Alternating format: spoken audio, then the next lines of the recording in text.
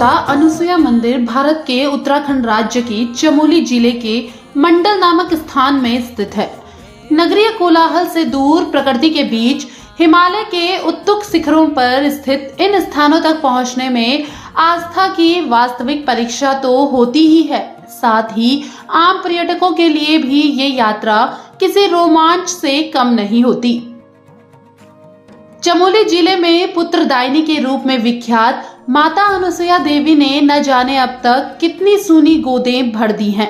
यही वजह है कि मां के जप तप के फलस्वरूप आज भी हजारों लोगों की गृहस्थी रची बसी हुई है। इस साल 6 और 7 दिसंबर को मेला लगेगा। इसके लिए भक्त अनुसुया आश्रम पहुंचने लगे हैं। मान्यता है कि मंदिर के गर्भगृह व अहाते में रात्रि भर जाकर ध्यान और जप करने से भक्तों के भाग्य जाग उठते हैं और उनकी कोख हरी भरी हो जाती है। इस रात्रि जागरण के बीच नींद के किसी अलसाए झोंके में कोई स्वप्न दिख गया तो मान लिया जाता है कि करुण मूर्ति देवी और उनकी प्रार्थना सुन ली है। अखंड विश्वास और अटूट श्रद्धा के आगे सारे तर्क धरे के धरे रह जाते हैं। सदियों से रात्रि जागरण की यह परंपरा बदस्तूर जारी है। यह अवसर निसंतान दंपतियों को दंतात्रेय जयंती की चतुर्दशी और पंचमी को मिलता है। दिसंबर माह में ही दिन बढ़ते हैं। पुराणों माता अनुसुया को सर्वश्रेष्ठ पुत्रदायिनी देवी बताया गया है। इसके पीछे एक कथा सर्वविदित है। बताया जाता है कि महर्षि अत्रि लंबी तपस्या पर बैठे थे। कठोर तप देखकर सभी देव देवता घबरा गए। ब्रह्मा, विष्णु और महेश उनके पास गए और कहा, हम बेहद प्रसन्न हैं, कहिए आपको क्या चाहिए। देवों की इस बात पर महर्षि बोले, तपस्या मेरा स्वभाव है, मुझे कुछ नहीं चाहिए। हाँ, सती अनुसुया देवी से पूछ लीजिए।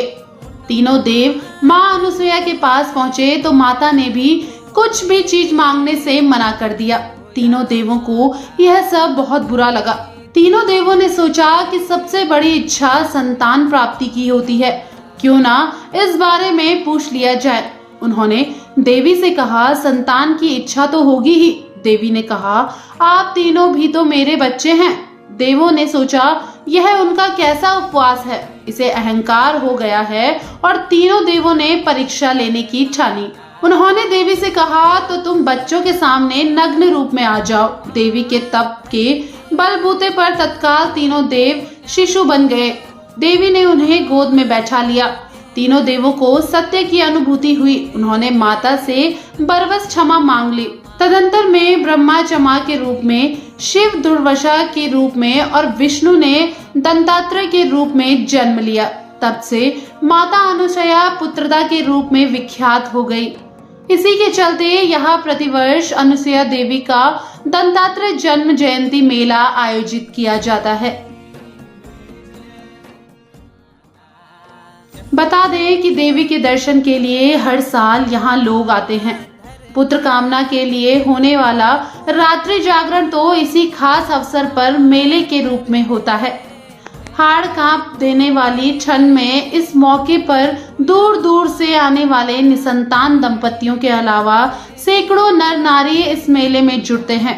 जंगल और मैदान में यह मेला जुटता है और मंदिर में रात्रि जागरण पर्व मनाया जाता है। संतान की इच्छा वाली महिलाएं साय से ही ध्यान जप में बैठ जाती हैं। इन्हें यहाँ की भाषा में बारोही कहा जाता है। मंदिर ट्रस्ट बकायदा उनका रजिस्ट्रेशन करता है। बारोही उनिंदे ही ध्यान मुद्रा में लंबी रात काट देती है। माता अनुसुया देवी का यह मंदिर बर्फीले चोटियों, सन्नाटेदार घने जंगलों के बीच बसा है। इसकी प्राकृतिक छटा देखते ही बनती है। प्रकृति प्रेमियों के लिए तो यह अद्भुत तपोभूमि है। गोपेश्वर से 13 किलोमीटर दूर, मंडल के अनुसुया गेट से 5 किलोमीटर की पैदल दूरी पर यह मंदिर स्थित है। समुद्र तल से 8000 फीट ऊंचाई पर स्थित यह मंदिर बेहद पवित्र स्थल के रूप में विद्यमान है। मंदिर के पास स्थानीय पुजारियों की बसागत भी है। और खेती बाड़ी भी। बाकी जंगल, झरने, घास के बड़े बड़े मैदान और आकाश की ऊंचाइयों को छूते बर्फ के शिखर भी यहाँ मौजूद हैं। मंदिर परिसर से सटे जंगलों में अनेक प्रकार के रंग बिरंगी चिड़ियाएं यहाँ का सन्नाटा तोड़ती हैं। इस मेले में यही जंगल लोगों के लिए रात्रि गुजारने का अद्भुत साधन बनता है। जंगलों में लोग रात भर अलावा जलाकर ठंड से निजात पाते हैं, तो मैदान में लोग गीत और लोक नृत्य के उल्लास में मस्त हो जाते हैं। तिब्बत सीमा से सटी नीति और माणा घाटी के जनजाति की महिलाएं इस मेले में आकर नृत्य प्रस्तुत कर खास रंगत बिखेर देती हैं। इनके बावजूद छोड़ा नृत्य और जागरण तथा पौड़ा नृत्य विशेष आकर्षण के लिए होते हैं।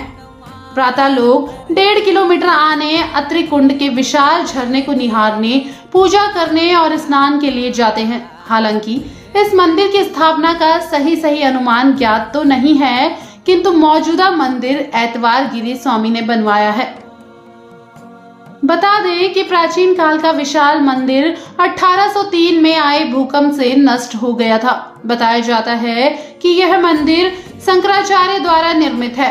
अभी भी पुराने मंदिर के अवशेष का एक बड़ा पत्थर मौजूदा मंदिर के पीछे खड़े विशाल देवदार के वृक्ष पर अटका हुआ दिखाई देता है।